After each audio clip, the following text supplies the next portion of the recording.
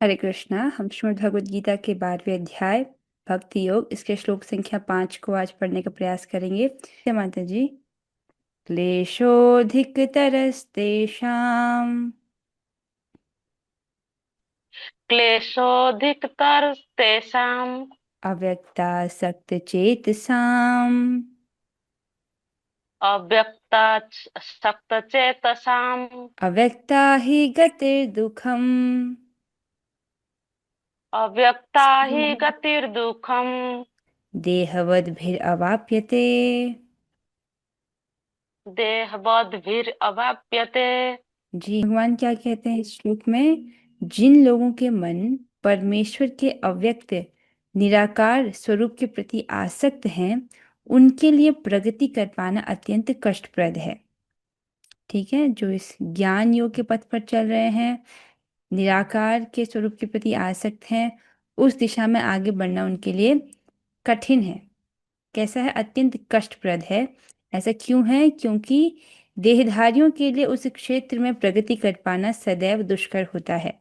अनादिकाल से हमने देह धारण किया हुआ है। हमारे लिए ये जो अव्यक्त का पथ है, निराकार की उपासना, ये जो है अत्यंत दुष्कर होती है। उधर प्रगति कर पाना अत्यंत दुष्कर होता है। इस श्लोक को हम समझ रहे थे, कल प्रभुपाद जी के तात्पर्य को पढ़ रहे थे। आपने कल टोटा गोपीनाथ जी के विषय में भी सुना था। बैठे हुए विग्रह कहाँ पहुंचे थे हम? हाँ, कि मान लीजिए आप भारत में हो, आपको वृंदावन जाना है। आप भारत में सीधे वृंदावन जा सकते हो ट्रेन या बस के द्वारा। लेकिन अगर कोई व्यक्ति ऐसा हो जो कहेगी कि मैं सीधे वृंदावन नहीं जाऊंगा, घूम के यहाँ से इंडियन ओशन से अफ्रीका जाऊंगा, फिर यूरोप जाऊंगा, फिर एशिया से होते होते मलेशिया से इस तरफ से मैं जो है दिल्ली आऊंगा, इधर फिर वृंदावन जाऊंगा। अब उस व्यक्ति को जो इतना अत्यधिक क्लेश प्राप्ति के मार्ग को अपना करके जो लंबा रास्ता तय करके वहां पहुंच रहा है, उसको हम बुद्धिमान तो नहीं कहेंगे ना, है कि नहीं? तो जो जो लंबा जो क्लेश वाला मार्ग अपना रहा है, वो उतना बुद्धिमान नहीं है। बुद्धिमान कौन है? जो सीधे भक्ति योग को अपनाता है और भगवान की प्राप्ति करता है। ठीक है, तो यहाँ से आगे पढ़ेंगे हम। जीव शाश्वत रूप से व्यष्टि आत्मा है। इसको समझिए। व्यष्टि मतलब इंडिविजुअल। आप एक जीवात्मा हो, ठीक है। जैसे मोहिनी प्रिया माता जी, आप एक आत्मा हो और आप दूसरों से अलग हो। जब मैंने आपको बोला, आपको समझ आया ना, आपका नाम लिया गया है, तो आप एक अलग जीवात्मा हो, व्यष्टि, इंडिविजुअल व्यक्ति। बबीता माता जी, अब मैं आपका नाम ले रही हूँ तो आप समझ रहे हो कि मैं बबीता हूँ और मैं दूसरों से अलग हूँ। ठीक है, इसको कहते हैं आत्मा की ज्ञान शक्ति। मैं हूँ और मैं दूसरों से अलग हूँ। तो आत्मा क्या है? व्यष्टि आत्मा है, इंडिविजुअल व्यक्ति है वो। और ये शाश्वत रूप से ऐसा है। शाश्वत क्यों बोला है यहाँ पर? कोई ऐसा ना समझ ले कि ब्रह्म ज्योति में विलीन हो जाने के बाद आत्मा का अस्तित्व खत्म हो जाएगा। कोई ऐसा ना समझ ले, उसके लिए यहाँ पर बोल रहे हैं शाश्वत रूप से आत्मा की सत्ता रहती है। यहाँ तक कि जब सायुज्य मुक्ति प्राप्त कर लेने के बाद, जब आत्मा, ऐसा कहा जाता है कि ब्रह्म में विलीन हो गया, तब भी आत्मा का अस्तित्व रहता है।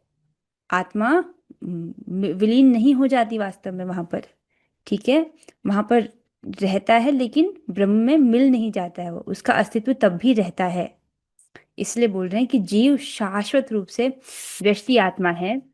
और यदि वह आध्यात्मिक पूर्ण में तदाकार होना चाहता है, तो वह अपनी मूल प्रकृति के शाश्वत सत तथा ज्ञेय चित पक्षों का साक्षात्कार तो कर सकता है, लेकिन आनंदमय अंश की प्राप्ति नहीं हो पाती। तो आत्मा का स्वरूप कैसा है? सत, चित और आनंदमय। ठीक है, जब कोई इस प्रकार से ब्रह्म में विलीन होना चाहता है, तो उसको अपने सत और जो ज्ञेय पक्ष है, सत और चित पक्ष, अर्थात ये समझना कि मैं शाश्वत हूँ और ज्ञानमय हूँ, इसका साक्षात्कार हो जाता है। लेकिन मैं आनंदमय हूँ, उस अंश की प्राप्ति नहीं हो पाती है। इसको समझिए कि आत्मा शाश्वत है, ज्ञानमय है एवं आनंदमय है, सच्चित आनंद। लेकिन यह आनंद तभी प्रकट होता है जब हम भगवान की भक्ति पूर्वक सेवा करते हैं। ठीक है, यदि भक्ति नहीं है तो आत्मा केवल दुखों की निवृत्ति का अनुभव कर सकती है। तो वहां पर भी आत्मा को सुख प्राप्त होता है। कैसा सुख होता है वो? कैसा सुख होता है कि दुख, कोई कोई दुख नहीं प्राप्त हो रही, ऐसा वाला सुख। मतलब इस भौतिक जगत में दुख है ना, जिसके कारण आत्मा परेशान रहती है। तो जब उसको ब्रह्म साक्षात्कार हो जाता है तब उसको दुख की दुख की प्राप्ति नहीं होती है, लेकिन उसको सांदानंद आनंद की प्राप्ति भी नहीं होती है। समझ आ रहा है? मतलब एक तो है कि दुख की निवृत्ति हो जाए, दूसरा है आनंद की प्राप्ति। तो ऐसे में जब वो आध्यात्मिक पूर्ण में तदाकार होना चाहता है, उसको क्या अनुभव होता है कि मुझे मेरे दुख की निवृत्ति हो गई है, लेकिन उसको आनंद की प्राप्ति अभी नहीं होती। वो आनंद कैसे प्राप्त होता है? भक्ति के द्वारा। ऐसा आध्यात्मवादी जो ज्ञान योग में अत्यंत विद्वान होता है, किसी भक्त के अनुग्रह से भक्ति योग को प्राप्त होता है। इस समय निराकारवाद का दीर्घ अभ्यास कष्ट का कारण बन जाता है, क्योंकि वह उस विचार को त्याग नहीं पाता। अतएव देहधारी जीव अभ्यास के समय या साक्षात्कार के समय अव्यक्त की प्राप्ति में सदैव कठिनाई में पड़ जाता है। यहाँ पर क्या बोल रहे हैं कि ऐसा जो आध्यात्मवादी है, अर्थात जो ज्ञान योग के पथ पर चल रहा है, निराकार की अनुभूति करना चाहता है, ऐसा जो अत्यंत विद्वान है, किसी भक्त के अनुग्रह से भक्ति योग को प्राप्त होता है। तो इसको समझिए। दो प्रकार के ज्ञान योगी, एक तो कैसा ज्ञान योगी है जो ब्रह्म का अनुभव प्राप्त करना चाहता है लेकिन भक्ति की उपेक्षा करता है। तो अव्यक्त की जो निराकार है, निराकार ब्रह्म, उसका अनुभव तो चाहता है लेकिन भक्ति नहीं करता, भक्ति को इग्नोर कर देता है। ऐसे व्यक्ति को केवल क्लेश प्राप्त होता है। आगे भी आप ब्रह्मा जी के श्लोक से इसको समझेंगे। अब दूसरे प्रकार का ज्ञान योगी क्या है? जिसे कदाचित भक्तों की संगति प्राप्त हो गई है, वह भक्ति योग का आश्रय लेता है। उदाहरण जैसे कि सुखदेव गोस्वामी जी और चार कुमार। ठीक है, ये कैसे हैं? ये भी ब्रह्म का अनुभव प्राप्त करना चाहते हैं, लेकिन संयोगवश इनको भक्त की संगति प्राप्त हो गई है, जिससे क्या है कि फिर ये भक्ति योग का आश्रय ले लेते हैं। जैसे यहाँ पर उदाहरण देखेंगे, चार कुमार जो हैं, ब्रह्मा जी के पुत्र सनक, सनंदन, सनातन और सनत कुमार ब्रह्म के उपासक थे, निर्विशेष ब्रह्म के उपासक। परंतु श्री भगवान के चरणों की तुलसी की सुगंध से आकर्षित होकर ब्रह्मानंद का त्याग कर भगवान की भक्ति करने लगे। इस चित्र में आप देख सकते हैं कि कैसे जो सनत कुमार हैं वो भगवान श्री विष्णु के चरणों में अर्पित तुलसी दल को सूंघ रहे हैं, और उसी तुलसी दल को सूंघने से उनकी घ्राणेंद्रियों में जब तुलसी दल की सुगंध पहुंचती है, उनको ऐसा सांदानंद सुख प्राप्त होता है जो उन्होंने ब्रह्मानंद में महसूस ही नहीं किया था। वो ब्रह्म के उपासक थे, लेकिन अब उनको ऐसा सुख मिला कि वो ब्रह्म का सुख भूल गए और भगवान की भक्ति करने लगे। ठीक है, एक तो इनका उदाहरण आता है। दूसरा उदाहरण है सुखदेव गोस्वामी जी, जो कि जन्म होते ही जंगल चले गए थे, सब कुछ त्याग करके। असल में इनका जन्म होते ही ये घर में रुके ही नहीं, ये सीधे जंगल की ओर चले गए। ऐसे विरक्त चूड़ामणि थे। ठीक है, विरक्त चूड़ामणि। और ये भी ब्रह्म के उपासक थे तब, कब तक? जब तक इन्होंने किसी भक्त के मुख से भगवान श्री कृष्ण के सुंदर रूप और उनके गुणों, उनकी दया के विषय में सुना नहीं। तो सुखदेव गोस्वामी जी भी इसके उदाहरण हैं। तो जिनको क्या है कि भक्तों की संगति प्राप्त हो जाती है, तो फिर वो भक्ति योग का ही आश्रय लेते हैं। वापस आएंगे इस पर कि ऐसा आध्यात्मवादी जो ज्ञान योग में अत्यंत विद्वान होता है, किसी भक्त के अनुग्रह से भक्ति योग को प्राप्त होता है। स्पष्ट है? इस समय निराकारवाद का दीर्घ अभ्यास कष्ट कारण बन जाता है, क्योंकि वह उस विचार को त्याग नहीं पाता। मान लीजिए किसी ने बहुत लंबे समय तक निराकार का ही अभ्यास कर रहा है, अब वो भक्ति में आ भी जाए तो भी क्या है, उसको पूर्व जो उसका अध्यास है, मतलब जो पूर्व जो उसने निराकार के विषय में सुना हुआ है, उसको वो छोड़ नहीं पाता इतनी आसानी से। अतएव देहधारी जीव अभ्यास के समय या साक्षात्कार के समय अव्यक्त की प्राप्ति में सदैव कठिनाई में पड़ जाता है। यहाँ पर जो है एक सुंदर श्लोक लिया गया है श्रीमद् भागवतम के दशम स्कंद के 14वें अध्याय का चौथा श्लोक है। ब्रह्मा जी श्लोक को कह रहे हैं। क्या कहते हैं? श्रेयसिति भक्ति मुदस्य ते विभो क्लिश्यन्ति ये केवल बोध लब्धये तेषामसौ क्लेशल एव शिष्यते नान्यद्यथा स्थूल तुषावघातिनाम। जिसमें क्या कह रहे हैं ब्रह्मा जी? हे प्रभु, आत्म साक्षात्कार का सर्वोत्तम मार्ग तो आपकी ही भक्ति है।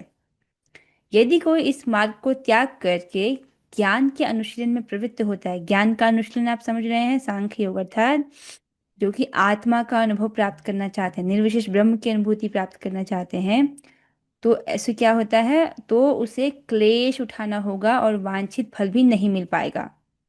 इस पथ में क्लेश है, और क्या कह रहे हैं, जो वांछित फल है वो भी नहीं मिल पाएगा।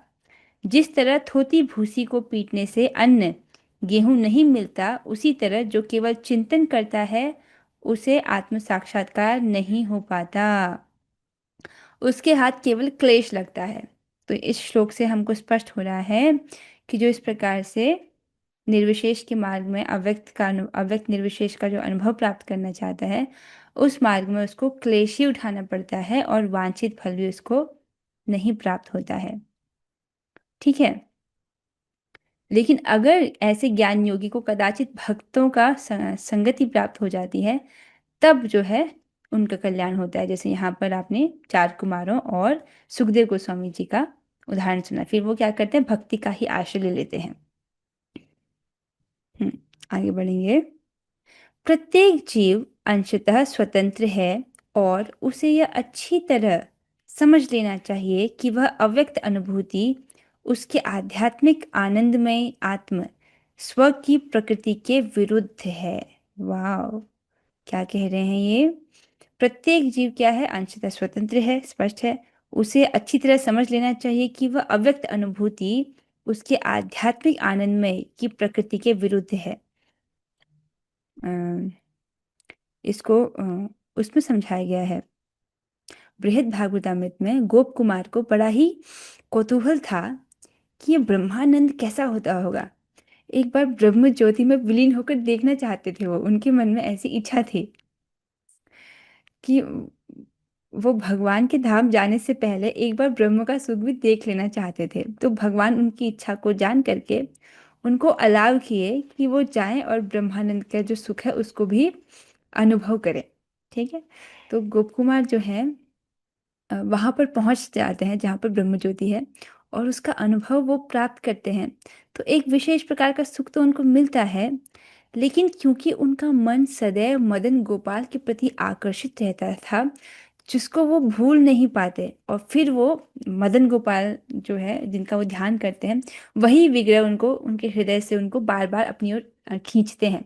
इतना खींचते हैं कि वो ब्रह्म ज्योति में उनको जो है फिर वहां से वो आसक्त, ब्रह्म ज्योति में आसक्त नहीं हो पाते वो, तो फिर वो वहां से वापस लौट जाते हैं। ठीक है। तो वहां पर भी मदन गोपाल जो है उनकी रक्षा कर देते हैं। देखिए, इसको आपको सिंपल भाषा में समझिए। अम, इसको समझाते हैं परम पूज्य श्रील भक्ति सिद्धांत सरस्वती ठाकुर महाराज कि जो व्यक्ति भक्ति कर रहा है उसके लिए कैवल्य तो नरक के समान है।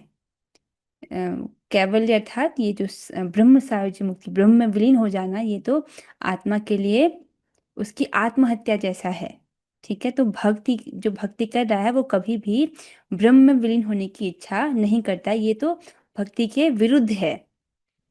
ठीक है। मनुष्य को चाहिए कि इस विधि को न अपनाए। प्रत्येक जीव के लिए कृष्ण चेतना की विधि श्रेष्ठ मार्ग है, जिसमें भक्ति में पूरी तरह व्यस्त रहना होता है। ठीक है। यदि कोई भक्ति की उपेक्षा करना चाहता है तो नास्तिक होने का संकट रहता है। तो सर्वश्रेष्ठ मार्ग क्या है कि हम भगवान की भक्ति को ही अपनाएं, और भगवान की भक्ति के जो अंग हैं, श्रवण कीर्तन आदि, उसी में अपने आप को व्यस्त रखें, या भगवान की सेवा में अपने आप को व्यस्त रखें, वही बेस्ट तरीका है। ठीक है। अगर कोई व्यक्ति भक्ति की उपेक्षा करे, मतलब भक्ति को इग्नोर कर दे, तो चांसेस क्या है कि वो नास्तिक हो जाए, नास्तिक होने का संकट रहता है। जैसे यहाँ पर देखिए, एक ऐसा व्यक्ति है, एक मूर्ख व्यक्ति है, जिसके मन में किस प्रकार के संशय उठ रहे हैं, राम कृष्ण शिव जी देवता सब बराबर हैं। अब जो इस प्रकार के मूर्खतापूर्ण विचार सोच रहा है, ये कैसा है, ये ना मायावादियों के संपर्क में आने के कारण व्यक्ति कुछ इस प्रकार से सोचने लगता है। क्या सोचने लगता है, जितने भी स्वरूप दिख रहे हैं, राम कृष्ण देवता आदि सब ब्रह्म से आए हैं। इस प्रकार के वो ऊट पटांग बातों को स्वीकार करने लगते हैं, जो कि गलत है। ठीक है। ऐसा जो ये सोच रहे हैं वो सही नहीं है। तो भक्ति की उपेक्षा करता है व्यक्ति, तो इस प्रकार से नास्तिक होने का संकट बना रहता है। नास्तिक आप समझ रहे हो ना, जिसको शास्त्र में श्रद्धा नहीं है, जो भक्ति प्रवर्तक शास्त्र जिसको उन पर श्रद्धा नहीं है। अब शास्त्र में श्रद्धा नहीं है, तो जो शास्त्र में आज्ञा है उसका पालन नहीं करेगा, और पालन नहीं करेगा तो क्या होगा, फिर से वो जन्म मृत्यु के चक्र में फंसा ही रह जाएगा, और इस प्रकार से शास्त्रों की अवज्ञा करने के कारण अधम योनि को प्राप्त होगा। समझ रहे हैं? तो ऐसा नहीं करना है। अतएव अव्यक्त विषयक एकाग्रता की विधि को, जो इंद्रियों की पहुंच से परे है, जैसा कि इस श्लोक में पहले कहा जा चुका है, इस युग में प्रोत्साहन नहीं मिलना चाहिए। ये बात स्पष्ट हो रही कि नहीं हो रही है, कि जो अव्यक्त है उसकी अनुभूति को प्राप्त करना एक देहधारी के लिए सदैव ही कष्टकारी है। मतलब इस पथ पर चल पाना, इस पथ पर प्रगति कर पाना, तो इस युग में इस चीज को, इस विधि को, ज्ञान योग की विधि को प्रोत्साहन नहीं मिलना चाहिए। ये कलयुग में ऐसा संभव नहीं है। ठीक है? तो जो लोग भी कलयुग में इस पथ पर चलने का प्रयास कर रहे हैं या दूसरों को इस पथ पर ले जा रहे हैं, वो वास्तव में अपना समय बर्बाद कर रहे हैं और दूसरों के साथ धोखा कर रहे हैं, क्योंकि इस युग के लिए ये विधि है ही नहीं। ठीक है? हम लोग अत्यंत भाग्यशाली हैं कि हमको भगवान के भक्तों का संपर्क मिला है। प्रभुपाद जी के आश्रम में प्रभुपाद जी के आश्रम में हमको सही सही चीज प्राप्त हुई है कि हमको भक्ति करनी है, और उसमें हमारे मन में कोई भी संदेह नहीं है ना? एकदम आपको पता है ना कि स्पष्ट भक्ति करनी है। तो ये बहुत बड़ा आशीर्वाद है हमारे ऊपर। वरना ऐसे बहुत सारे लोग हैं जो आज भ्रमित हो जाते हैं। जनरली जनता अधिक बुद्धिमान नहीं होती है। जहां वो देखते कि ये अच्छा बोलते हैं और बहुत सारी भीड़ इनको फॉलो करती है, वहीं आंख मूंद करके चल लेते हैं। इतना सोच विचारने का क्षमता नहीं होती कि ये सही बोल रहे हैं या गलत बोल रहे हैं। हाँ, सुनने में अच्छा लग रहा है, सब लोग सुन रहे हैं इसलिए वो सुन लेते हैं। ठीक है? लेकिन जब व्यक्ति शास्त्र पढ़ता है तब समझ आता है। अब आप समझ रहे हो ना कि ज्ञान मार्ग है, अष्टांग योग का मार्ग है, और कर्म योग का मार्ग है, और भक्ति योग का मार्ग है। इन सब में सबसे श्रेष्ठ कौन सा मार्ग है? भक्ति योग का मार्ग है। और यहाँ पर हमको बताया गया कि जो ज्ञान मार्ग है उस पथ को स्वीकार नहीं करना है, क्योंकि इस युग के लिए वो पथ है ही नहीं। ठीक है? फिर भी आज ऐसे बहुत सारे लोग हैं जो इस प्रकार से निर्विशेष का ध्यान करने में लगे हुए हैं। ठीक है? एक उदाहरण जैसे ब्रह्म कुमारीज हैं, वो भी तो अपना पूरा समय बर्बाद कर रहे हैं एक निराकार का ध्यान करने में। पूरा का पूरा संप्रदाय आप देख रहे हैं, जबकि इस युग के लिए वो संस्तुत ही नहीं है। आगे चलेंगे। भगवान कृष्ण ने इसका उपदेश नहीं दिया। स्पष्ट है, भगवान भक्ति भक्ति की ही स्थापना कर रहे हैं। उन्होंने इस प्रकार इस मार्ग का उपदेश नहीं दिया है। थोड़ा सा बस बताया है कि ये भी है, लेकिन हमको उस मार्ग में चलने के लिए नहीं बोला है। तो आशा है कि आपको ये स्पष्ट हुआ होगा इस श्लोक से कि परम सत्य की अनुभूति 3 सोपान में होती है: ब्रह्म साक्षात्कार, परमात्मा साक्षात्कार और भगवत साक्षात्कार। तो ज्ञान योगी जो है वो ब्रह्म साक्षात्कार चाहता है, आत्मा का अनुभव चाहता है। उससे आगे परमात्मा का साक्षात्कार प्राप्त करने का प्रयास करता है अष्टांग योगी।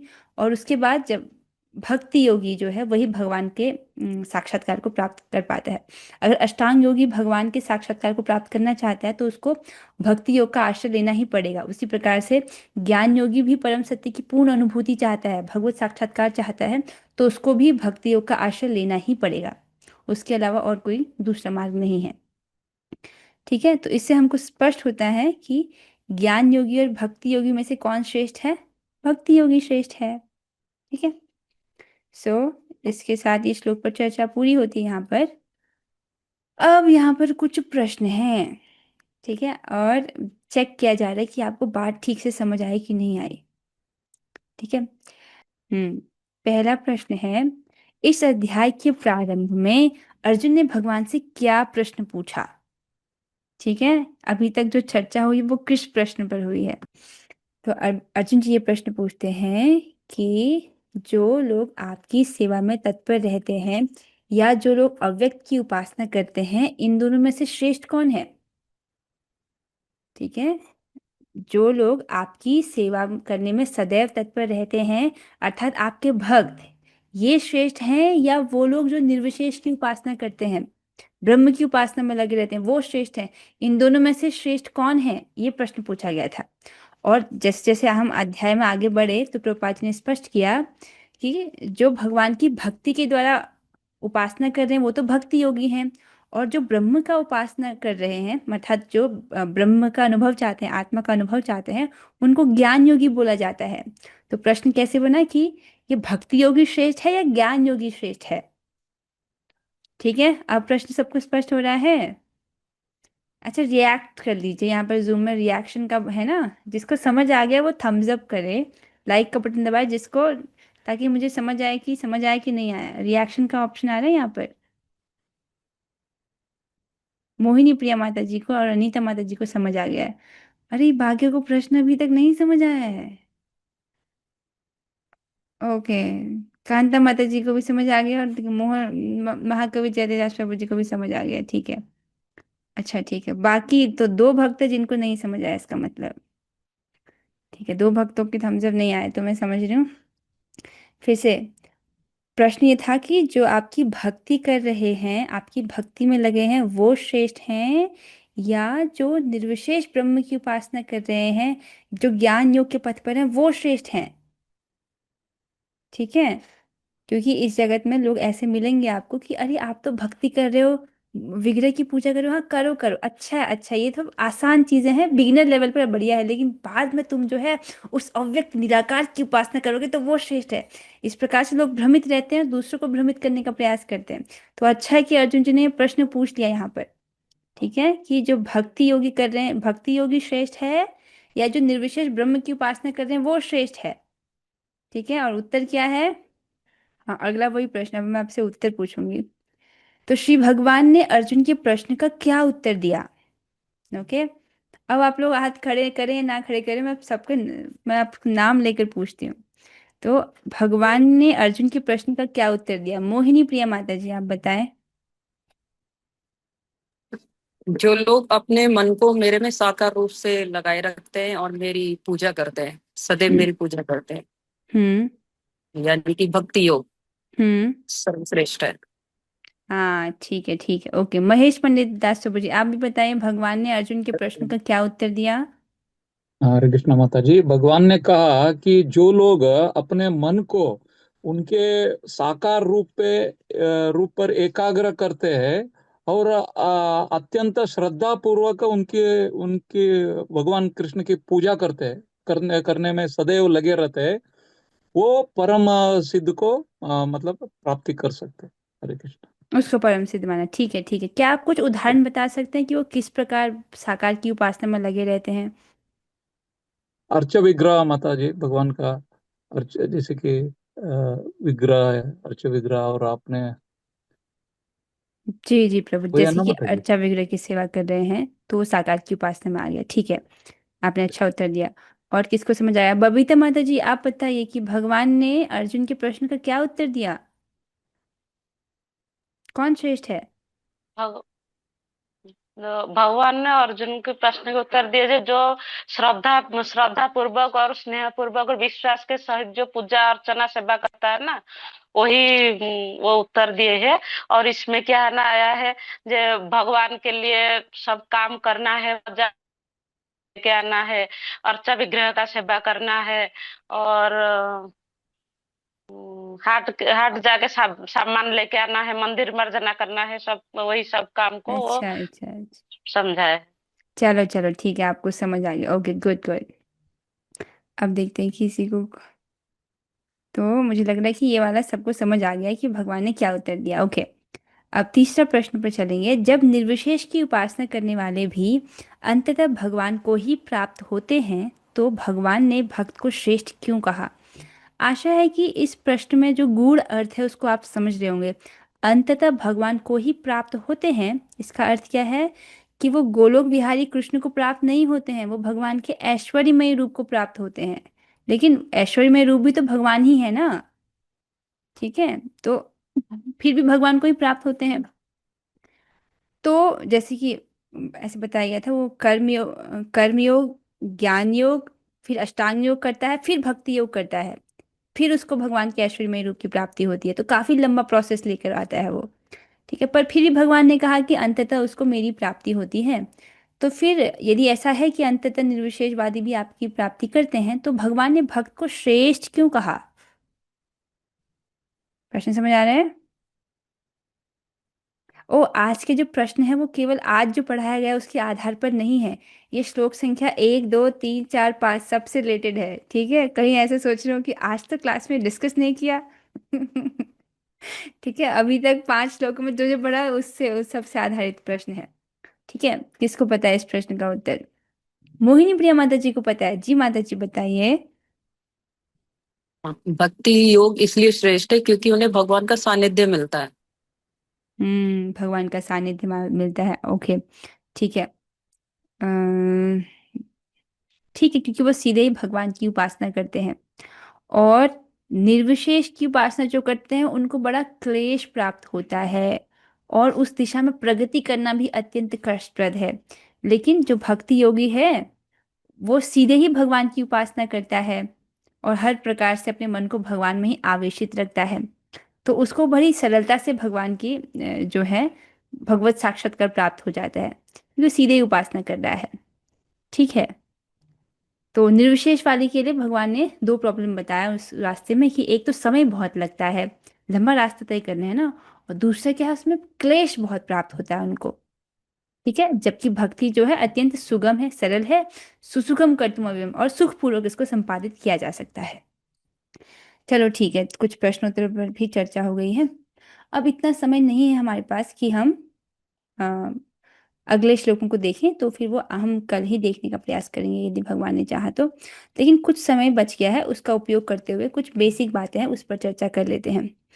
अ, हम सभी जो है कुछ बेसिक बातों पर चर्चा हो रही है कि हम जितने भी भक्त क्लास में हैं, क्या आप सबने कंठी माला पहनी हुई है? कोई ऐसा है यहाँ पर जिसने कंठी धारण नहीं किया? ठीक है, दिस इज गुड कि सबके पास कंठी है। और क्या सबको आचमन करना आता है?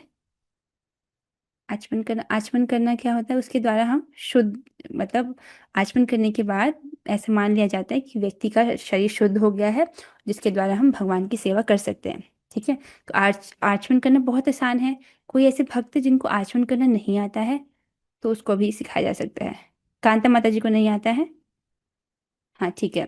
हाँ, अच्छी बात है कि आपने बोला। तो मैं अपना आचमन पात्र लेकर आती हूँ ताकि आपको समझा पाऊँ।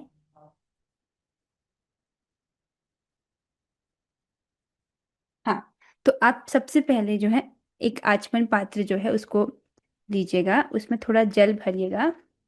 अगर आपके घर में गंगा जल है तो 1 बूंद गंगा जल मिला दीजिएगा, यमुना जल है तो 1 बूंद यमुना जल मिला दीजिएगा, ये राधा कुंड का जल है तो 1 बूंद वो, मतलब जो भी आपके पास पवित्र नदियों का जल है वो मिला दिया। उसके बाद सबसे पहले आप अपने हाथ में थोड़ा सा जल लेते हो, अपने हाथ को शुद्ध किया। फिर ओम केशवाय नमः, अपने जल डाला। अपने दाहिने हाथ में जल डाल रहे हो, बाएं हाथ से, ठीक है? याद रखना है कि दाहिने हाथ में जल डालना है। ओम केशवाय नमः, एक बार मंत्र पढ़ा, फिर इस जल को पिया आपने, फिर इसको धो लिया। ठीक है, दिख ही नहीं रहा होगा इसमें तो। अच्छा होगा कि मैं कोई यूट्यूब वीडियो भेज दूं आपको जिसमें कोई और भक्त स्पष्ट रूप से दिखा रहे हो। तो पहले मंत्र में आपने क्या किया, थोड़ा सा जल लिया, अपने हाथ में डाला, ओम केशवाय नमः किया, उसको पिया, और फिर वो जितना जल बचा था उसको भूमि पर गिरा दिया। फिर अपने हाथ को धोया। ठीक है, ओम केशवाय नमः हो गया। फिर दूसरा मंत्र है ओम केशवाय नमः, ओम नारायणाय नमः, फिर आपने जल पिया, और फिर उसके बाद फिर हाथ को धोया और जल गिराया। ओम केशवाय नमः, ओम नारायणाय नमः, ओम माधवाय नमः, फिर थोड़ा सा जल दिया, ओम माधवाय नमः, जल को पिया, और फिर हाथ को धो लिया। ठीक है, और फिर दूसरे हाथ को भी शुद्ध करने के लिए ओम गोविंदाय नमः, फिर जल को फेंक दिया। तो अब जो है आचमन हो गया है। ठीक है, अब आचमन में ध्यान ये रखना है कि जो जो जिस जल से आपने ओम केशवाय नमः, ओम नारायण नमः, ओम माधवाय नमः बोल करके भूमि में गिराया था पीने के बाद, वो जल पैरों के नीचे नहीं आना चाहिए, अपराध हो जाएगा। तो जैसे ही आचमन हो जाए, तिलक लग जाए, तो क्या करना है, एक कपड़े से वो सारा जल पोंछ लेना है। ठीक है, वो रहना नहीं चाहिए वहां पे, अगर पैर वैर पड़ जाएगा तो अपराध हो जाएगा। ठीक है, तो इस बात का ध्यान रखना। अब शुद्ध हो गया, उसके बाद हम क्या करते हैं, आचमन के बाद अपने अंगों में, अपने शरीर के 12 अंगों में 12 तिलक धारण करते हैं, ओम केशवाय से लेकर के, ओम केशवाय नमः से लेकर के ओम दामोदराय नमः तक। ठीक है, तो ये 12 तिलक धारण करते हैं शरीर पर। ऐसा बोला जाता है कि एक बार जब हम तिलक लगाते हैं तो 2 विष्णु मंदिर बनाने का फल प्राप्त होता है। तो जो 12 तिलक लगाते हैं, मतलब 24 विष्णु मंदिर बनाने का फल उसको प्राप्त होता है। ठीक है, तो बहुत लाभदायक है ये, तो इसको करना चाहिए। अब यहाँ पर चित्र में दिखाना तो बड़ा मुश्किल है कि कैसे करेंगे। तो जिसको बारह तिलक का नहीं पता हो, एक चित्र आपको भेज दिया जाएगा ताकि आप उसके अनुसार कर सकें। ठीक है, तो ये भी है। तो आचमन करना आ गया कांता माता जी आपको? मुझे लगता है कि इतने वीडियो में ठीक से मैं समझा नहीं पाई, तो पता नहीं आपको समझ आया होगा कि नहीं आया होगा। एक और नहीं, वीडियो मैं आपको भेज दूंगी आ ताकि गया, दिख गया था माता जी। आ गया आपको। ठीक है, ओम केशवाय नमः, ओम नारायणाय नमः, ओम माधवाय नमः, 3 मंत्र हैं। ठीक माता है, जी 12 नाम लिखे हुए हैं तिलक के। मैं 12 गंगा नाम जल लिखे से हुए लगा हैं। लेती हूँ। हाँ, गंगा जल से लगा लेती हूँ। आप लगा लेते हैं? ठीक है, बहुत सुंदर बहुत हाँ, सुंदर। ये तिलक लगाने का प्रोसेस बहुत अच्छा है कि 5 मिनट लगते हैं, लेकिन इस क्रिया से कृष्ण बड़े प्रसन्न हो जाते हैं। जबकि हमको 16 माला जप करने में कम से कम 2 घंटे तो लगते हैं ना। उसमें 2 घंटे में प्रसन्न होते हैं भगवान, इसमें 5 मिनट में भगवान प्रसन्न हो जाते हैं। उसके अलावा एक और सुंदर सी चीज मैंने सीखी थी भक्ति रसामृत सिंधु से, जिसमें बोला गया था, जिसमें भक्ति के 64 अंगों का वर्णन है, जिसमें से एक अंग बोला गया था हरिनाम को अपने शरीर पर अंकित करना। ठीक है, ये भी भक्ति का अंग है और इससे भी भगवान प्रसन्न होते हैं। तो जिसमें जो महाराज थे बता रहे थे कि वो अपने अंग में गौर लिखते हैं। गौ फॉर गौर हरि, र फॉर राधा। ठीक है, तो इस प्रकार से आप जो है गोपी चंदन जो है ना, गोपी चंदन से आप तिलक लगाते हो। चाहो तो आप उससे भगवान के नाम को भी अपने शरीर में अंकित कर सकते हो। ये भी भक्ति का एक अंग है। आप समझ रहे हैं इतना महत्वपूर्ण है कि रूप गोस्वामी जी इसको लिख रहे हैं 64 अंगों में। तो आप चाहो तो आप इसको भी कर सकते हो। ठीक है, सो अगर आपको आपको जो नाम भगवान का सबसे अधिक पसंद है, आपको राधा पसंद है राधा लिख सकते हो, आपको राधा कृष्ण पसंद है राधा कृष्ण, आपको राधा रमन पसंद है राधा रमन लिख सकते हो। ऐसे करके तो ये भी बहुत सुंदर है। हम सभी साथ में करेंगे। हरे कृष्णा कृष्णा कृष्णा हरे कृष्णा कृष्णा हरे हरे, कृष्णा कृष्णा हरे हरे राम हरे हरे हरे हरे राम राम राम हरे राम राम हरे हरे राम राम हरे राम हरे कृष्णा हरे कृष्णा हरे कृष्णा कृष्णा कृष्णा हरे हरे हरे, कृष्णा हरे हरे राम राम हरे हरे हरे हरे राम हरे राम राम राम हरे हरे राम हरे हरे राम हरे राम